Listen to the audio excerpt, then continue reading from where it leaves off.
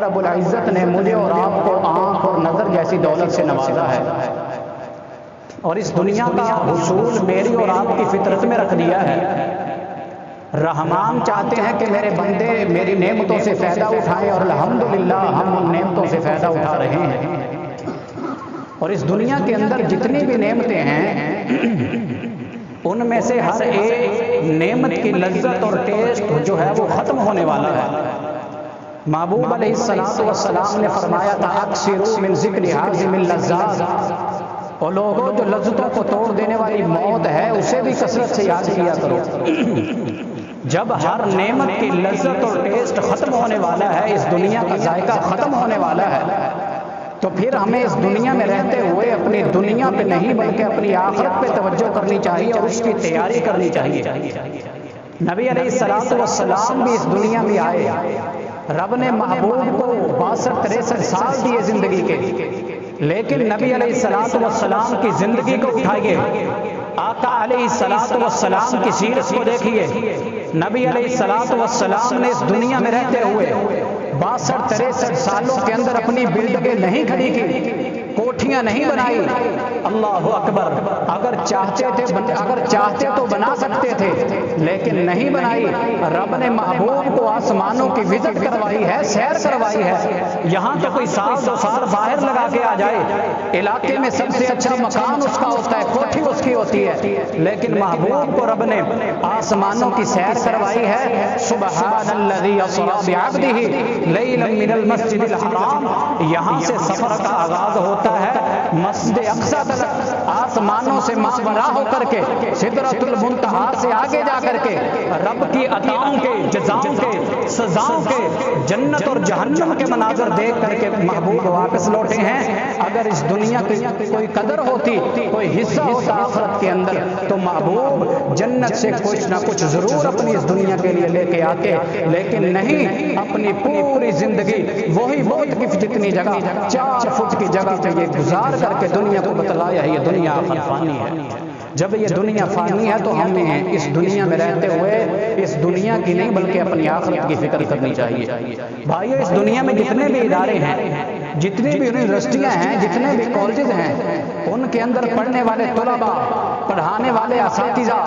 Team work, ان کے اوپر نگرانیاں کرنے والے، بیوروکریسی، بڑے بڑے میٹرز، معاملات سامنے رکھ کر کے سر کے ساتھ سر جوڑ کر کے ان کا حل نکالنے والے، اور کائنات کو ایک عظیم حسن بخشنے کے لیے وہ افراد تیار ہوتے ہیں۔ ہم ان کی نفی نہیں کرنا چاہتے، ہم ان کو خراج تحسین پیش کرتے ہیں۔ وہ قرآن حکیم کی اس آیت کا حصہ ہے، ربنا آتنا فی الدنیا حسنہ۔ الہ العالمین، ہمیں اس دنیا کا حسن اور اس کا مال و متاع عطا فرما۔ بھائیو، اس دنیا کا اکیلا حسن، دنیا کا حسن لے کر کے اس پہ اکتفا نہیں کرنا چاہیے، بلکہ رب تعالیٰ سے آخرت کے حسن کا سوال بھی کرنا چاہیے۔ اگر دنیا حاصل کرتے ہو تو لاکھ کرو، دنیا پڑھو، لاکھ پڑھو، ڈگریاں لے لو، اعزاز لے لو، ستاروں پہ چلے جاؤ، چاند پہ جا کر کے ڈیرے ڈال لو، چاند اور مریخ کو جناب کراس کر جاؤ، لیکن میری بات یاد رکھنا، اگر چاند پہ جا کر کے سفر ختم ہو گیا تو ناکامی ہے۔ اللہ کا شکر ہے ان چٹائیوں پہ بیٹھ کر کے یہ پڑھنے والے بچے، پڑھانے والے اساتذہ، ان کا سبق کہاں سے شروع کرواتے ہیں؟ آسمانوں سے بھی آگے سے، کہ بیٹے آسمان کو بنانے والا کون ہے؟ اس رب کی اس آسمان کے علاوہ کتنی مخلوقات ہیں، کتنی کہکشائیں ہیں، کتنی مریخیں ہیں، کتنے بلیک ہولز ہیں، کتنے ملکی ویز ہیں، اور اس رب کے اس سورج اور چاند ستاروں کے علاوہ کتنی مخلوقات بکھری پڑی ہیں۔ اس سورج اور چاند کو نمایاں کر دیا ہے، یہ اللہ کی قدرت ہے، لیکن اس سے بڑی بڑی رب کی مخلوقات بکھری پڑی ہیں، ان کو بھی یاد رکھنا ہے۔ وَمِنْ آیَاتِهِ اللَّيْلُ والنہار والشمس والقمر۔ اللہ اکبر کبیرہ، یہ سارا کچھ سکھایا جاتا ہے اور دیا جاتا ہے۔ ربنا آتنا فی الدنیا حسنہ وفی الآخرۃ حسنہ وقنا عذاب النار۔ اکیلی دنیا ہی نہیں بلکہ اپنی آخرت کا سوال بھی کیا کرو۔ اے الہ العالمین، اس دنیا کو حسن بھی عطا کر دے، وفی الآخرۃ حسنہ، اے اللہ جو ہماری عقبہ ہے، ہماری آخرت ہے، اے اللہ اس کو بھی اچھا کر دے، خوبصورت کر دے، وقنا عذاب النار، اے اللہ جو جسموں کو جلس دینے والی آگ ہے ہمیں اس سے محفوظ فرما۔ یہ دعا میرے محبوب بھی نماز کے اندر کیا کرتے تھے اور ہم بھی کرتے کرتے ہیں۔ دنیا کی تعلیم حاصل کرو، ضرور کرو، کوئی نہیں روکتا۔ سائنس پڑھو، ڈگریاں لے لو، اعزاز لے لو، آگے چلے جاؤ، ڈاکٹر بنو، یہ معاشرے کی ضرورت ہے۔ ہاں ہاں زوالوجی پڑھو، یہ معاشرے کی ضرورت ہے۔ بیالوجی کا علم حاصل کرو، یہ معاشرے کی ضرورت ہے۔ لیکن اس کے ساتھ اگر آپ قرآن کو بلا دو گے، قرآن کو چھوڑ دو گے، تو یہ حاصل کرنے کا خسارہ ہی ہے، فائدہ نہیں ہے۔ یہ بھی حاصل کرو، ساتھ ساتھ قرآن کی تعلیم کو بھی رکھو۔ انشاءاللہ میرا رب دنیا میں بھی عزت دے گا، اور کل قیامت کے دن بھی اللہ رب العالمین عزتوں سے نوازیں گے، شان اور رفعت اور مقام سے نوازیں گے۔ اللہ اکبر کبیرہ۔ اور آئیے جو اس دنیا اکیلی کو لیتے ہیں اور دین کو ٹچ نہیں کرتے، ان کا حال کیا ہوتا ہے؟ میں نے دیکھا ہے، اور معاشرے میں بے شمار مثالیں موجود ہیں۔ اکیلی دنیا کو پڑھنے والے، یونیورسٹیوں کو ٹاپ کرنے والے، کالجز کے اندر تعلیم حاصل کرنے والے، جب اپنا سب مکمل کر لیتے ہیں نا، تو آخر پہ منکرین حدیث میں شامل ہو جاتے ہیں۔ آخر کے اندر اللہ کی ذات کا انکار کر دیتے ہیں۔ نتیجہ کیا نکلا کہ دنیا پڑھتے پڑھتے دین کو بالکل بلا دیا، دین کو ٹچ نہیں کیا، دین کو چھوڑ دیا، جس کا نتیجہ یہ نکلا کہ وہ آخر کے اوپر منکرین عذاب قبر کے ساتھ مل جاتے ہیں، منکرین حدیث کے ساتھ مل جاتے ہیں۔ آئیے اس کی ایک مثال لیجیے، جائیے دنیا سے پوچھیے، ان طلباء سے پوچھیے، یونیورسٹیوں میں پڑھنے والوں سے، کالجز کے اندر تعلیم حاصل کرنے والوں سے، یہ دنیا کیسے بنی ہے، یہ دنیا کیسے بنی ہے؟ آپ کو جو جواب ملے گا کہ یہ دنیا ایک دھماکہ ہوا تھا، کچھ چیزیں جو ہے وہ بلند ہوئی تو وہ پہاڑ بن گئی، جو نیچی ہوئی گہری ہو گئی، ان میں سے پانی نکل آیا، پانی چل پڑا، وہ دریا بن گئے، ندی نالے بنے، اور جو بلند ہوئے زمین سے اگ پڑے وہ درخت بن گئے، اور پھل بن گئے، پھول بن گئے، ان کی پتیاں بن گئی، ان کی جو ہے خوبصورت کٹنگ ہو گئی۔ لیکن رب کے قرآن سے اگر یہ بات پوچھی جائے کہ یہ کائنات کیسے بنی ہے، تو رب کے قرآن کا جواب ایک منفرد ہے اور الگ ہے۔ اللہ کے قرآن سے پوچھا جائے تو رب کا قرآن یہ اعلان کرتا ہے، هو الذی خلق لکم ما فی الارض جمیعا۔ اور دنیا والوں یہ جھوٹ بولتے ہیں، اس کائنات کو بنانے والا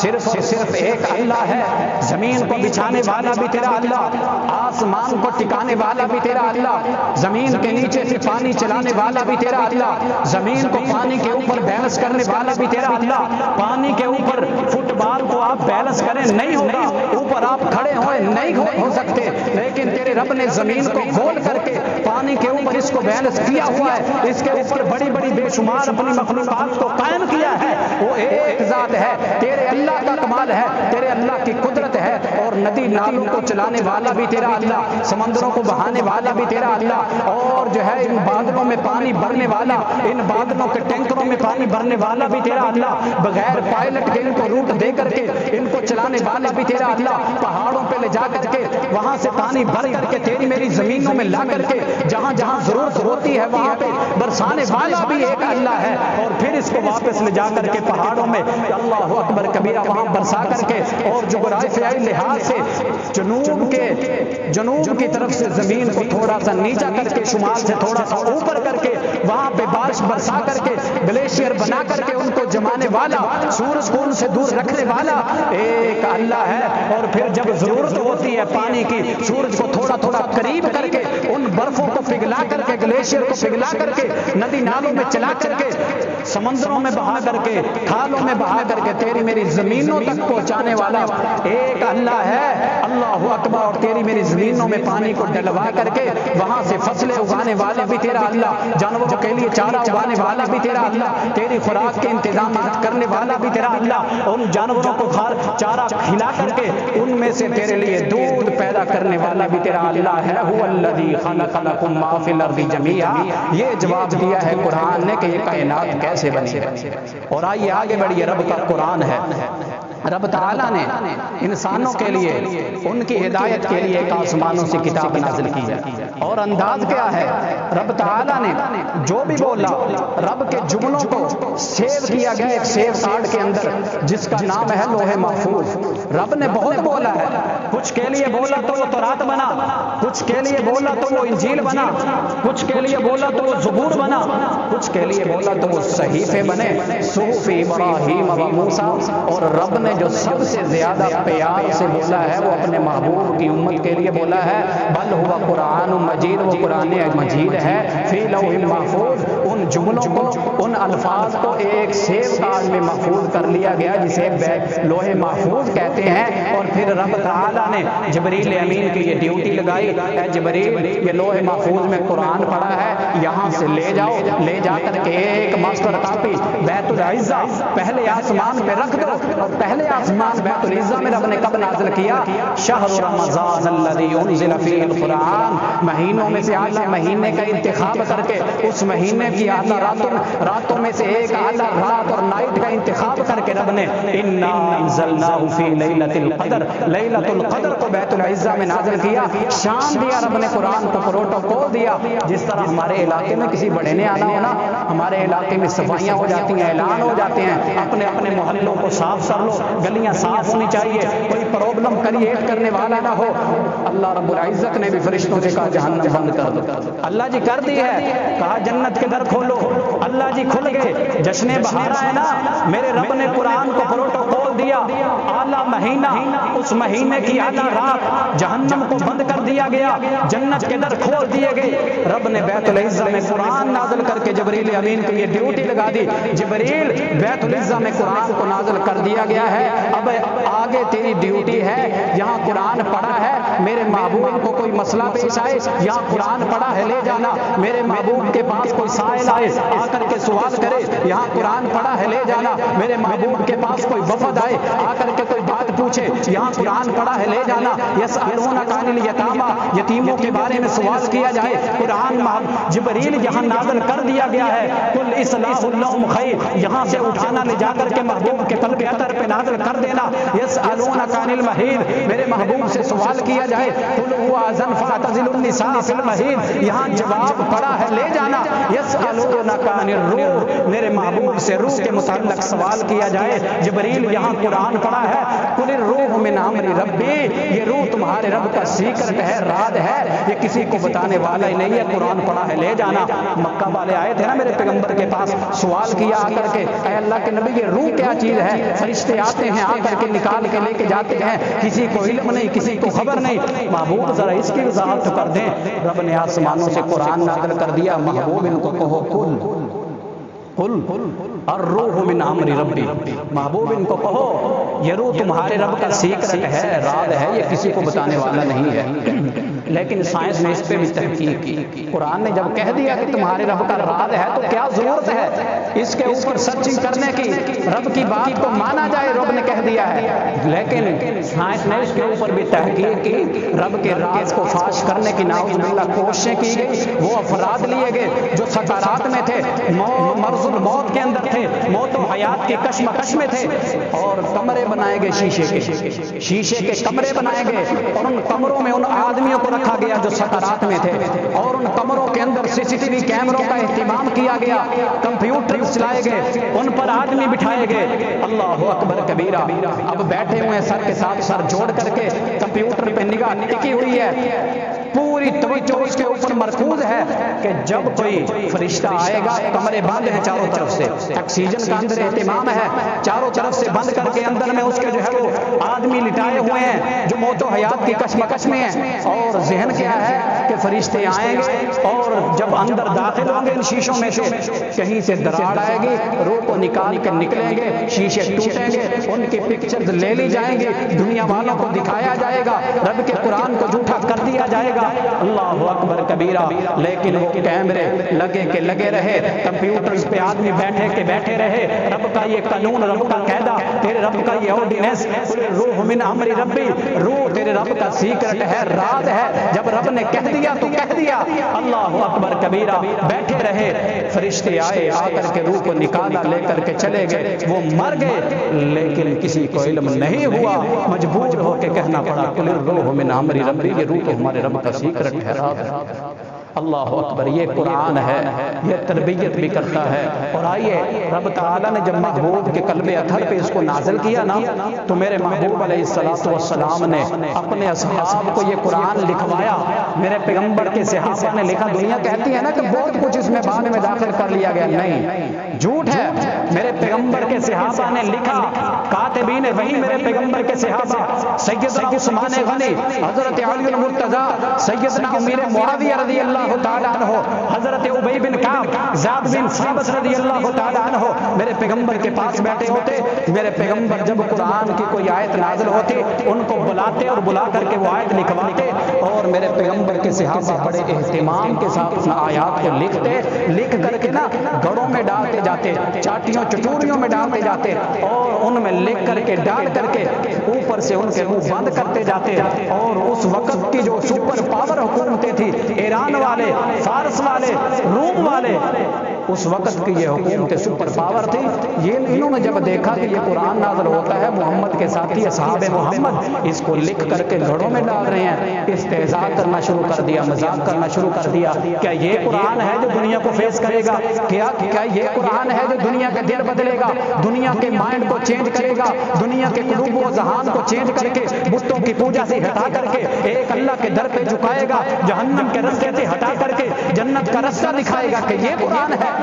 دنیا نے استہزاء کیا، مذاق کیا، لیکن اللہ کا شکر ہے جب اس قرآن کو نکالا گیا، ان گھڑوں میں سے ان گھڑوں کا مواد نکال کر کے اس کو مصحف کی شکل دی گئی، ایک کتابی شکل میں بند کر دیا گیا۔ پھر اس کے حفاظ بنے، قرائے کرام بنے، لے کر کے جب اس کو حفظ کر کے چار دانگے عالم میں نکلے، دنیا کو مجبور ہو کے کہنا پڑا جب یہ قرآن پوری دنیا پہ چھا گیا، پھر وہی حکومتیں مجبور ہو کے کہتی تھی کچے گڑے نے جیت لی ندیاں، چڑے بڑے مضبوط کشتیوں کو کنارہ نہ ملا۔ ہوا کلام اللہ تعالی، یہ رب کا کلام ہی تھا۔ رب نے کس انداز سے نازل کیا؟ ہوا کلام اللہ تعالی الموجز المنزل بواسطہ جبریل علی محمد صلی اللہ علیہ وسلم، المحفوظ فی الصدور والمکتوب فی المصاحف والمنقول بالتواتر والمتعبد بتلاوت والمبدوء بسورۃ الفاتحہ والمختوم بسورۃ الناس۔ یہ رب کا کلام ہی تھا جسے جبریل لے کر کے آئے،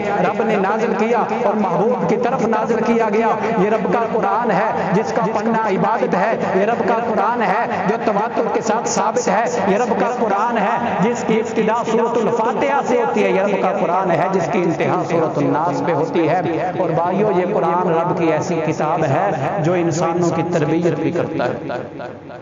علم بڑا پڑا ہے، لیکن علم پڑھنے سے بات نہیں بنتی، تربیت سے ہی بدلتا ہے قوموں کا مزاج۔ وگرنہ علم سے ابو جہل کی جہالت نہیں جاتی۔ علم تو ابو جہل کے پاس بھی تھا،